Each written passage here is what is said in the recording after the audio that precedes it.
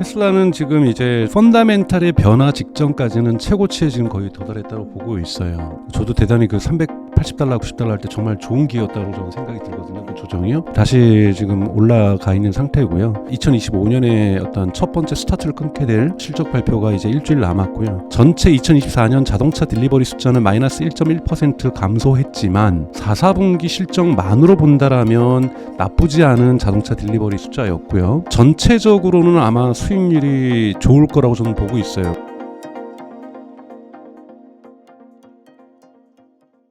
안녕하세요. 인터뷰 진행을 맡은 카프카입니다. 오늘은 강정수 박사님 모시고 테슬라와 엔비디아에 대한 이야기 나누어 보도록 하겠습니다. 박사님 안녕하세요. 안녕하세요. 네, 간단하게 인사 부탁드립니다. 안녕하세요. 저 강정수입니다. 근데 뭐 이제 성정길 TV에서 자주 정기적으로 한 달에 한 번씩은 인사를 드려서 꼭 저 개인 소개는 안 해도 될 것 같고요. 구글이나 챗GPT에게 강정수 물어보시면 요즘은 제미나이나 챗GPT에서도 강정수에 대해서 잘 답을 합니다, 여러분. 네. 네, 그래서 한번 해봐 주시기를 부탁을 드릴게요. 네. 어떻게 소개를 해주는지 정말 궁금해지는데요. 네. 네. 사실 지난번에 이렇게 출연하셨을 때 네. 테슬라가 이제 주가가 펀더멘털에 비해서 조금 과도하게 투자 심리에 의해서 상승이 되어서 좀 주의가 필요하다라는 이야기를 해주셨는데 사실 그 뒤에 약간 조정이 좀 있었어요. 그리고 지금은 좀 다시 취임 올랐죠. 이후로 다시 오르고 있는 상황인데 네. 지금 테슬라 어떠한 상황일까요? 테슬라는 지금 이제 저는 펀다멘탈의 변화 직전까지는 최고치에 지금 거의 도달했다고 보고 있어요. 저도 대단히 그 $380, $90 할 때 정말 좋은 기회였다고 저는 생각이 들거든요. 그 조정이요. 다시 지금 올라가 있는 상태고요. 그리고 이 부분이 변화하는 변곡점은 이제 일주일밖에 남지 않았죠. 다음 주에 이제 테슬라의 2024년 4분기 실적 발표가 있고 컨퍼런스 콜이 있습니다. 대단히 중요하죠. 테슬라의 주가 변동에 있어서 2025년에 어떤 첫 번째 스타트를 끊게 될 실적 발표가 이제 일주일 남았고요. 여기에서 이제 보셔야 될 관전 포인트가 있습니다.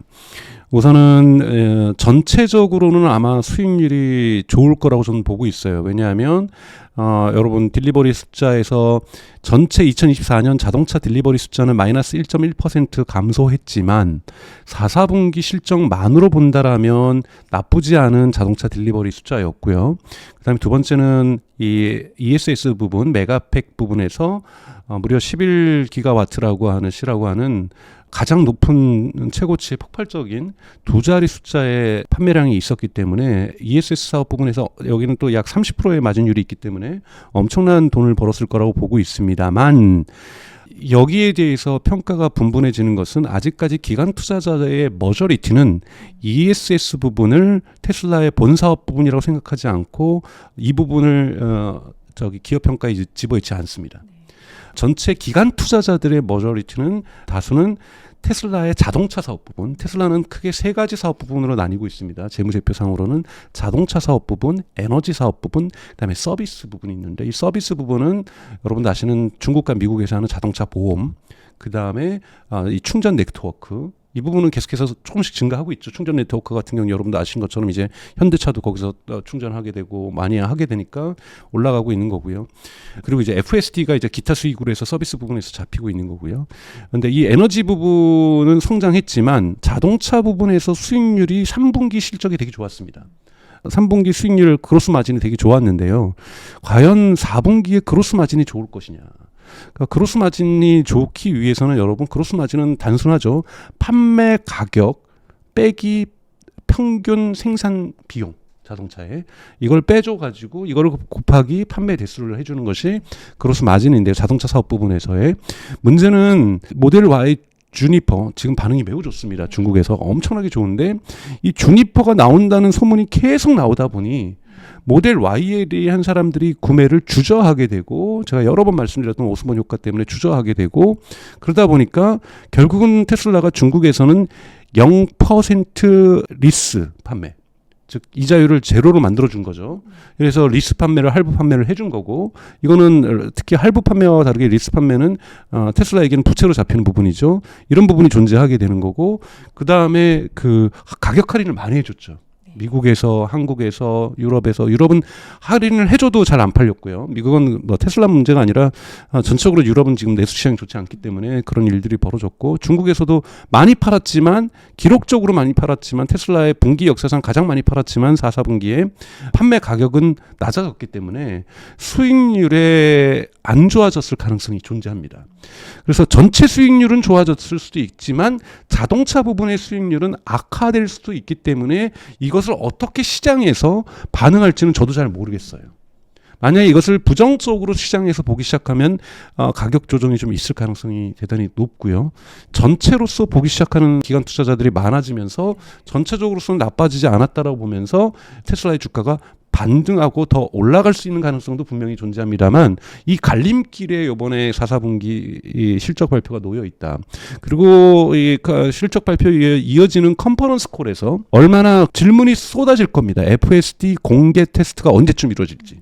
가장 큰 질문은 아마 FSD의 텍사스하고 캘리포니아에게 원래 이 뭘 하냐면 이 제일 재밌는 것이 있습니다. 테슬라는 컨퍼런스 콜을 하기 전에 투자자들에게 공개 그 설문조사를 해요. 가장 하고 싶은 질문이 뭐냐. 그럼 사람들이 투표를 합니다. 그래서 1위, 2위, 3위, 4위, 5위가 나오면 그것부터 답변을 하거든요. 근데 저는 1위를 할 거는 FSD 공개 테스트 시기라고 생각이 들어요. 텍사스하고 캘리포니아에서 언제 할 거냐. 이 부분이 이제 올해 가장 중요한 빅 이벤트다 보니까 여기에 대한 질문들이 있을 거고, 여기에 좀 명쾌한 가이던스를 주게 될 경우에 대단히 좋은 반응이 나타날 수가 있고요. 두 번째 질문은 여러분 같으면 뭘 하시겠습니까? 뭘 할 수 있을까요? 저는 두 번째 질문에서는 올해 차량 판매에 대한 전망치에 대한 가이던스를 물어볼 거라고 얘기를 하고 있어요. 작년은 마이너스 1.1% 정도 대수에서는 사실 큰 건 아니지만 그래도 마이너스 성장은 그렇게 좋은 소식은 아니죠. 근데 올해 20-30% 정도는 성장할 수 있다라고 일론 머스크가 밝히고 있기 때문에 거기에 대한 구체적인 전략이 뭐냐. 즉 모델 Y가 지금 예약은 대단히 좋게 있지만 양산 체계에서 유럽이나 미국에서 모델 Y의 신형 주니퍼는 언제쯤 판매 가능하냐, 이런 부분들로 물어보게 될 거고요. 또는 지금 계속해서 루머가 돌고 있는 모델 Q 중저가형 차량이 언제부터 판매가 될 것이냐, 이건 아마 하반기가 될 가능성이 높은데요. 이 부분이 될 것인지를 좀 물어볼 거고, 아마 또 하나 나올 것은 테슬라의 트럭이 언제쯤부터 판매가 될 것이냐. 세마이 트럭이죠. 세마이 트럭이 지금 너바다에 공장이 있는데 공장이 지금 거의 완공된 모습들이 계속해서 보도가 되고 있습니다. 그러면 곧 양산이 들어간다는 거죠. 지금까지는 파일럿 생산이었고 양산이 들어간다라면은 언제부터, 하반기냐 상반기냐. 그거에 따라서 그 다음에 이 세마이 트럭의 매출 규모를 어떻게 보느냐. 그래서 차량 판매에 대한 시장 전망에 대한 질문들이 저는 많이 있을 것 같고요.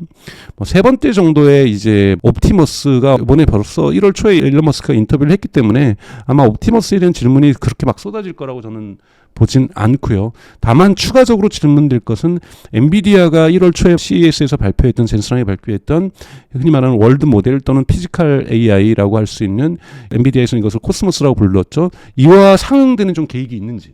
FSD도 전통적인 영상 데이터를 갖다가 학습시키는 엔드-투-엔드 AI에서 트랜스포머 모델이라든지 월드 모델을 적용해서 엔비디아 같은 모델 학습에 있어서의 속도를 낼 수가 있을 건지, 그래서 가속도를 낼 자신이 있는지, 이런 질문들이 좀 이어질 거라고 보고 있어요. 그렇다면 이 부분에 대한 가이던스를 갖다가 얼마나 일론 머스크나 CFO가 잘 주는가에 따라서 테슬라의 주가는 분명하게 큰 변곡점을 그을 거라고 좀 보고 있고요. 이 부분이 이제 지금 테슬라 주가를 상승시켰던 것은 테슬라 성장의 매출 성장이 아니라 매출 성장에 대한 기대치 때문에 지금 주가가 오른 거기 때문에 그 기대치에 대한 명쾌한 답을 주느냐 안 주느냐가 대단히 중요할 거라고 보고 있습니다. 그래서 그러면 이제 사람들이 그러면 언제부터 가이던스를 준다라는 건 언제부터 실제 매출로 전환되겠구나라는 것을 사람들이 상상할 수 있고 계획할 수가 있는 거기 때문에 테슬라 주가에는 대단히 중요한 컨퍼런스라고 볼 수가 있습니다. 그래서 이번 4, 4분기 실적 발표가 2024년 다음 주에 있을 1월 마지막 주에 있을 이 부분들을 좀 여러분 설 명절에서지만 꼭 지켜보셔야 된다라고 저는 생각이 듭니다. 사실 그 테슬라 차량 인도량이 2023년 대비 24년에 1,355대 정도가 감소했다고 하는데, 이게 사실 테슬라 역사상 처음 있는 일이잖아요. 이게 또 실적 발표에 영향을 미칠 가능성은 없을까요? 저는 크게 있지는 않다고 보고 있어요. 왜냐하면 월가의 기대치가 그렇게 높지 않았거든요. 워낙 1, 2분기 때 테슬라가 죽을 썼잖아요. 중국 공장 문 닫고 잘 안 팔렸어요. 그래서 여러분 1, 2분기 때 여러분 기억하실 거예요. 제가 이 방송 나왔을 때 막 테슬라 얘기하면 사람들이 너나 사라 테슬라 뭐 이렇게 댓글 달리고, 왜냐하면 테슬라 주가 막 $180 가고 막 $190 가고 뭐 이랬기 때문에 이미 이거는 선 반영됐다고 저는 보고 있고요. 올해 시장이 좋지 않을 거라는 상황들, 고이자율 속에서 할부 금융에 대한 소비자 부담감들 이런 것들이 존재했었고, 유럽의 내수 시장이 좋지 않았고, 이번에 마이너스 1.1%의 결정적 기여를 한 거는 유럽이거든요. 특히 독일 마이너스 40%. 뭐 이런 부분들이 나오면서 중국에서는 되게 선방을 했어요. 중국은 4분기는 중국 판매량 역사상 가장 높은 수치를 기록을 했거든요. 그래서 중국에서의 선방과 미국에서도 선방을 했어요. 근데 이 다 마이너스는 어디서 나왔냐? 유럽에서 나온 거거든요. 근데 유럽은 테슬라만 안 좋은 게 아니에요. 다 안 좋겠고, 근데 특히 테슬라가 또 안 좋기도 하죠. 그렇기 때문에 특히 유럽, 독일 같은 경우에 이제 전기차 보조금이 없어지면서 훨씬 더 매출이 이제 기가 팩토리가 베를린에 있음에도 불구하고 이런 결과들이 좀 나왔다라고 보기 때문에 이 부분은 저는 중요하지 않고, 그로스 마진, 수익률이 되게 중요합니다. 수익률을 여러분 보셔야 된다는 거고, 이 수익률의 그 자동차 부분에서의 저는 마이너스를 에너지 부분에서는 상쇄를 시켰을 거라고 봐요. 그래서 전체적으로는 3분기하고 비슷하거나 3분기보다 오히려 상승한 수치가 나올 수가 있습니다. 그로스 마진율이. 근데 자동차 부분, 사업 부분은 3분기 대비는 마이너스 성장이 가능할 수도 있다. 그렇기 때문에 딜리버리 숫자는 이미 또 1월 2일 날 발표를 했고, 이 부분이 주가에 반영됐고, 그때 주가 내렸거든요. 그렇기 때문에 이 부분 때문에 실적 발표에 의해서 딜리버리 숫자에 의해서는 큰 영향이 있을 거라고 보지는 않습니다. 또 그 중국의 BYD가 사실 전년 대비해서 12% 정도 차량 판매가 늘었다는 소식이 있는데요. 이게 사실 테슬라를 좀 무섭게 추격하고 있는데, BYD에 의해서 좀 테슬라가 타격을 받을 가능성은 어떻게 보세요? BYD가 뭐 전체 판매량은 당연히 테슬라보다 많고요. 근데 전체 판매는 BYD 같은 경우에는 우선 하이브리드도 있고 플러그인 하이브리드도 있고, 그다음에 순수 전기차도 있는 상황이고요. 순수 전기차로 보면은 총량에서는 역시 조금 테슬라를 꺾지 못했어요.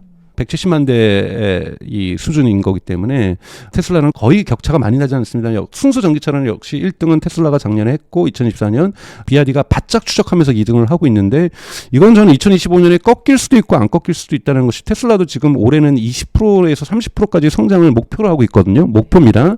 즉 모델 Y의 좀 베스트셀링카로서, 월드 베스트셀링카로서 2023년에 기록했지만 2024년에는 기록을 못한 것 같아요. 근데 2025년에 다시 기록했기 때문에 목표를 갖고 있고, 모델 Q의 어떤 판매라든지 이런 부분에서 순수 전기차 부분에서 BYD와 1, 2 다툼은 계속 진행형이라고 볼 수 있고요. 사실 뭐 1위를 BYD가 하냐, 이건 이미 테슬라가 목표를 수정을 했어요. 테슬라가 과거에는 2030년대까지 연간 1000만 대 판매하겠다. 그래서 공장 무진장 짓겠다라고 얘기했는데, 이 계획은 철회를 했잖아요. 철회를 하고서 적절한 수준, 연간 300만 대 수준을 판매하는 수준으로 유지하면서 오히려 FSD를 라이센싱으로 공급하면서, 예를 들면 현대 기아차가 FSD를 테슬라의 FSD를 쓸 가능성이 높진 않습니다만 쓰게 한다든지, 포드가 쓰게 한다든지, 이렇게 하면서 테슬라의 기술을 가지고서 성장하겠다라는 전략적 전환을 해놓은 상태이기 때문에 언젠가는 저는 BYD에게 순위가 판매량으로 볼 때 뒤집히는 거는 시간 문제일 수도 있다라고 저는 보고 있어요. BYD가 파죽지세고, 또 한국에도 또 이렇게 저가형 차량을 내놓으면서, 오토3를 내놓으면서 지금 진출하고 있고, 일본도 진출하면서 어느 정도 성과를 내고 있고, 뭐 가장 여러분 BYD가 많이 팔리는 나라 1위 브라질입니다. 브라질에서 지금 정말 파죽지세로 성장을 하고 있고, 그다음에 이제 시장의 어떤 정의, 법적 정의로서는 유럽연합이 또 2위입니다만, 이거를 쪼개놓고 보실 경우에는 유럽의 국가들 2등은 태국이 하고 있어요. 그러니까 동남아시아하고 지금 남미에서 BYD가 되게 빠르게 성장하고 있다라는 거고, 그러면서 시장을 조금씩 확대하면서 한국 시장도 확대하고 있고, 이 일본 시장도 확대하면서, 이거를 이제 블룸버그에서는 닭갈비살 전략이라고 얘기하는데, 닭갈비가 이렇게 돼지갈비나 소갈비에 비해서 이렇게 살이 많지 않잖아요. 그렇죠. 조금씩 모으면 그래도 양이 꽤 된다. 그래서 이거를 먹는 거에 비교하는 게 좀 싫긴 한데, 저는 하여튼 블룸버그에서는 이것을 BYD의 닭갈비 전략이다. 그래서 틈새 시장들을 모으면 대단히 큰 시장이다. 그렇기 때문에 동남아 시장과 남미 시장에서의 비약적인 성장들, 그리고 이제 평화가 온다라면 다시 뭐 러시아로, 지금도 뭐 러시아 수출을 많이 하고 있습니다만 주로 러시아는 내연기관 수출이죠. BYD 같은 경우에는 여기에도 전기차 수출이 가능해진다든지 뭐 이러면서 BYD의 성장은 뭐 저는 테슬라에겐 되게 경쟁 상대다. 하지만 가장 중요한 것은 2024년 2분기 실적 발표 때 7월에 일론 머스크가 얘기했던 것, 우리는 카 컴퍼니에서 AI 로보틱스 컴퍼니로 전환한다고 얘기를 하는 거고 그 전환이 아직 이루어지고 있는 게 아니고 전환의 시작 단계에 있는 거죠. 그래서 이거랑 경쟁하지 않겠다라고 얘기를 선언을 한 거고 그리고 AI가 되는 기업은 그러니까 자율주행이 되는 차량은 스마트폰이고 자율주행이 안 되는 건 피처폰이라고 그랬잖아요. 이번에 BYD가 엔비디아의 그 코스모스 월드 모델하고 협력했던 파트너가 발표됐는데 1위가 가장 먼저 파트너로 결합한 데가 토요타고 토요타가 그날 나와서 같이 얘기를 했었고 그다음 BYD도 결합을 하겠다고 했거든요. 지금 BYD는 하웨이랑도 같이 하고 있고 자체 AI 기술이 있어서 자율주행을 하기보다는 파트너사를 통해서 해결하고 있는데 지금 BYD는 중국 파트너에서 지금 엔비디아로 갈아탔는데 이것이 규제에 의해서 다시 또 꺾일 수가 있거든요. BYD가 금지될 수 있고 여기 또 자율주행에 같이 결합하기로 했던 파트너가 루시드하고 리비안이라는 거예요. 그 루시드하고 리비안은 자율주행 기술이 자체 기술이 그렇게 좋지 않다는 걸 뜻하는 거고요.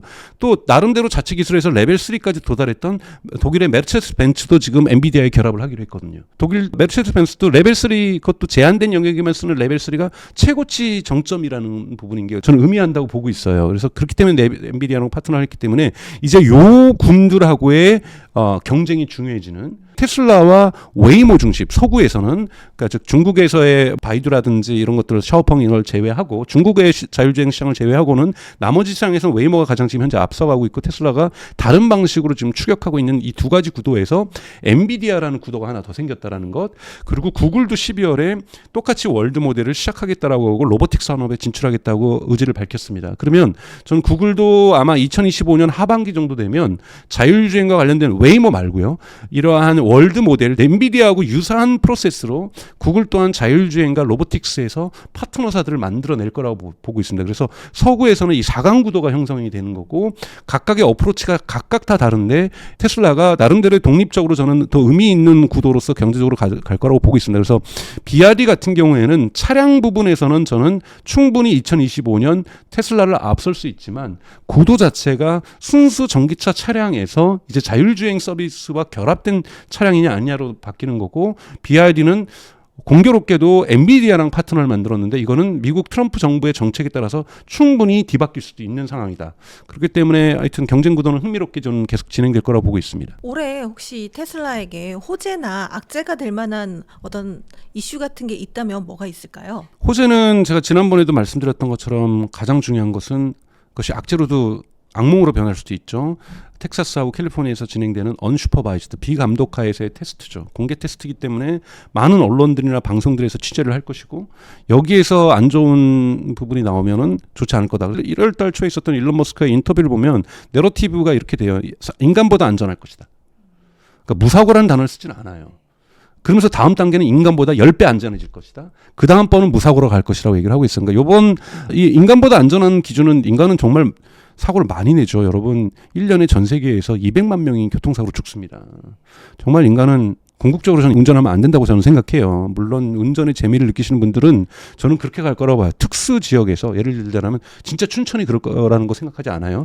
예를 드는 겁니다. 춘천이 돈을 벌기 위해서 어떻게 할 거냐면 춘천시에서는 인간 운전이 가능한데 일주일 운전하기 위해서는 10만 원 내세요. 저는 그러니까 운전을 좋아하시는 분들에게 먼 미래입니다만 특수 지역이 돈을 내고서 운전해야만 하는 지역으로 저는 바뀔 거라고 봐요. 그래서 인간 운전이 금지되는 시대가 저는 멀지 않았다라고 봐요. 그러니까 자율주행이 점점 많아지다 보면 인간 운전자를 도로에서 배척해냄으로써 운전의 무사고로서의 가능성은 그렇게나 만들어질 수 있다고 보고 있거든요. 그래서 일론 머스크의 내러티브도 지금 인간보다 안전하다. 그다음에 인간보다 10배 안전하다. 그리고 무사고. 이를 3단계로 지금 나누고 있다는 거죠. 그건 뭐냐면 올해 있을 텍사스와 캘리포니아에서의 공개 테스트는 인간보다 안전한 수준을 증명하게 될 거라고 저는 생각이 들고요. 여기에 연방정부가 허가 기준을 통과할 수 있을 것이냐 아니냐. 이것이 올해 가장 큰 호재이자 동시에 악재가 될 수 있다. 여기 통과를 못한다라면 악재가 될 수 있다. 근데 저는 통과할 가능성이 있다라고 보고요. 그러니까 버전 14나 15 정도로 통과를 시도할 거라고 보는데 버전 14겠죠. 지금 버전 13에 대한 호평가가 있는데요. 버전 13보다는 더 좋아야 될 거라고 보고 있고요. 그래서 버전 14에서 통과 시도를 할 거라고 보고 있고 통과가 된다라면 제가 비유를 주는 겁니다만 테슬라 주가는 스타쉽을 타버릴 거고요. 그리고 통과를 못한다면 강정수에게는 호재가 돼서 주가가 떨어지는 이런 일들이 저는 발생하게 될 거다라고 저는 죄송합니다. 주식을 가진 분들한테는 그러면 안 되는데 저한테는 그게 호재라고 저는 생각이 드는 거고요. 추가 그래서 매수의 기회가 될 수 있겠죠. 네, 또 하나의 리스크가 있죠. 바로 일론 머스크죠. 일론 머스크는 호재이기도 하고 악재이기도 합니다. 동시에. 그러니까 일론 머스크의 리더십, 테크니컬 리더십 또는 앙트레프레너십에서 어떤 기업가 정신에서의 리더십은 뛰어난 사람이라고 저는 탁월한 사람이라고 저는 생각이 들고요. 스티브 잡스 이후 또는 스티브 잡스를 포함해서라도 가장 뛰어난 기업가가 아닌가라고 저는 생각이 들어요. 엔지니어적인 어떤 기술적 마인드를 가지고 있는 그런 부분에서 스페이스 X라든지 X.AI를 저렇게 빠른 속도로 진화시킨다든지 그다음에 이 테슬라를 이렇게 진화시키는 거는 일론 머스크의 리더십이 저는 명확하게 작동하고 있다라고 평가를 하고 있습니다만 트럼프에다가 올인한 것도 뭐 당분간 이 사람은 목표를 위해서 수단을 언제든지 바꿀 수 있는 사람이기 때문에 하나의 수단으로서 트럼프 정부를 선택했다라고 저는 생각합니다만 도를 좀 지나치고 있다고 생각이 들어요. 영국 정치에 개입을 한다든지 지금 독일 정치에 개입을 한다든지 이런 것들은 대단히 좋지 않습니다. 왜냐하면 반대편들을 만들어내 정치라는 건 항상 여러분 그렇잖아요. 여러분들도 다 정치적 입장이 있으실 거고 하나를 선택하게 되면 이 선택에 대한 책임이 뒤따르는 거고 그냥 비밀 투표로 해야 되는데 제가 누구를 찍는지 어느 당을 찍는지 사람들이 모르게 해야 되는데 공개적으로 난 누구 당을 찍어요라고 하는 순간 저희 부모님이 저를 싫어하시고 저희 부모님이 저 싫어하시거든요. 그래서 정치적으로는 그 정치적 성향성으로는 대단히 저를 싫어하시는데 그냥 막 손을 떠시는데 저는 그렇게 싫어하지 않습니다. 저는 바뀌지 않는다고 생각하시기 때문에 뭐 저는 싫어하지 않는데 적을 만드는 거거든요. 그렇기 때문에 적을 만들게 되면은 이념 소비를 하는 사람들이 존재합니다.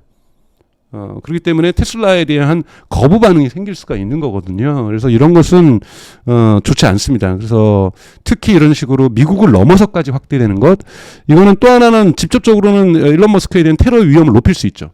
이번에도 있었던 사이버 트럭을 가지고서 뭐 폭죽을 터뜨린 거였지만 이런 식의 위협을 주려고 하는 시도들이 분명히 CEO에게 있을 수가 있기 때문에 이거는 CEO 리스크가 극단적으로 좋아지는 것과 함께 CEO 리스크도 나빠지고 있다라는 부분에서 테슬라의 문제점이라고 명확하게 지적할 수 있습니다. 사실 말씀해 주신 것처럼 최근에 뭐 트럼프 취임 이후에 미 언론을 보면은 머스크가 이제 뭐 머스크의 자문이 행정부에 그치지 않고 이게 영향력을 좀 넓히려는 시도가 계속 보이면서 좀 언론의 안 좋은 모습이 계속 나오고 있는데 이게 주가에도 영향을 장기적으로 미칠 수 있다고 보시나요?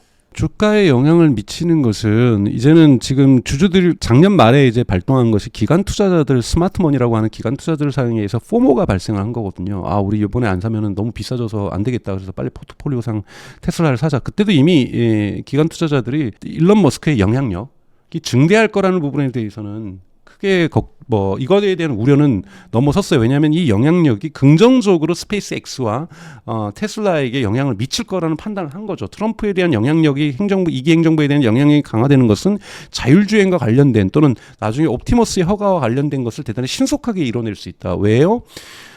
트럼프가 또 재출마를 또 선언하려고 시도를 지금 하고 있어요. 왜냐하면 미국 헌법이 연임을 금지했지.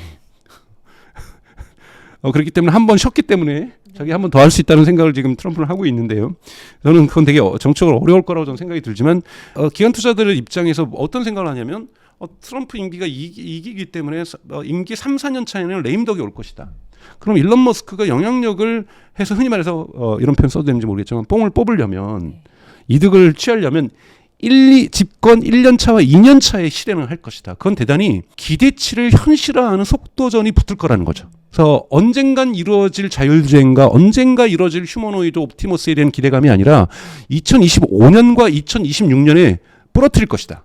뭔가 성과를 낼 것이다라는 기대치, 집권 1년 차와 2년 차에 이 기대치를 기관 투자자들도 가지고 있기 때문에 트럼프의 그러니까 일론 머스크의 영향력이라든지 이런 갈등들이 분명히 있을 거예요. 영향력이 도가 지나쳤다. 그러면은 미국의 벌써 상원 의원들과 하원 의원들 들고 일어났었잖아요. 대표적인 게 여러분 12월에 있었던 H1 비자와 관련된 논쟁이었죠.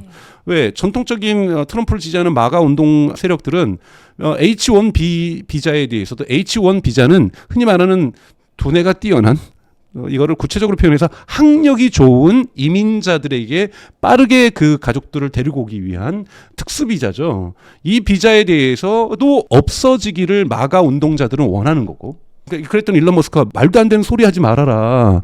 H1 비자는 미국이 성장하기 위해서 반드시 필요한 거다. AI를 발전시키기 위해서도 뛰어난 인도 사람 데리고 와야 되고, 뛰어난 프랑스 사람 데리고 와야 되고, 뛰어난 독일 사람들 데리고 와야 되고, 뛰어난 중국 애들 데리고 와야 되고, 뛰어난 한국 사람 데리고 와야 되는데, 그게 H1 비자인데 이거 없으면 미국의 성장길이 막힌다라고 하면서 마가 운동에 정면으로 반박을 했더니 트럼프가 그 다음날 일론 머스크가 맞는 것 같아 라고 얘기를 하잖아요. 대단히 이런 것들이 이제 산업 정책과 관계없는 이민자 정책에도 일론 머스크가 목소리를 내는 건 안 좋게도 평가하지만 이런 부분에서 힘겨루기가 앞으로도 진행될 거라고 보고 있어요. 그리고 또 효율성부를 맡았기 때문에 이 효율성부에 의해서 예산을 2조 달러를 깎겠다고 한다면 이거는 있는 돈 뺐으면 여러분 쓰던 돈 있는 사람들은 열받습니다. 그렇잖아요. 우리 지금 우리 부서가 여러분 기업에서도 우리 부서 예산이 1년 예산이 1년 2억인데 1년으로 깎아 그러면 열 받는 거거든요. 어떻게든지 이거를 못 막는 저 부장, 저 상무 미운털 박히는 거거든요. 그렇기 때문에 다양한 갈등을 예산 더 주겠다라면 다 좋아하죠. 갈등이 없습니다. 근데 예산을 여러분 말이 2조 달러지 저는 상상도 못하는 금액이에요. 2조 달러면 2조 달러를 줄이겠다고 하는데 이거를 좋아할 사람이 어디 있겠어요. 미국 연방 정부에서 이게 국방부든 아니든 이러면 엄청난 갈등을 낳습니다. 이 엄청난 갈등 속에서 모함도 하겠죠.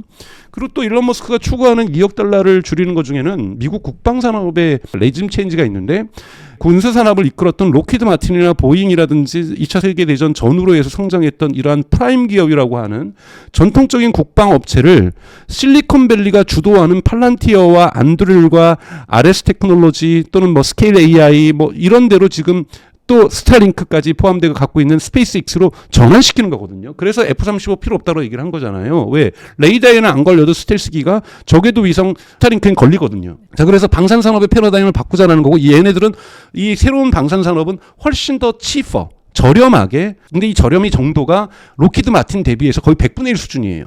자, 이 100분의 1 수준으로 만들어서 산업 체인지를 바꾸겠다라는 거고 여기에서 예산 절감을 하면서도 국방력은 높이겠다.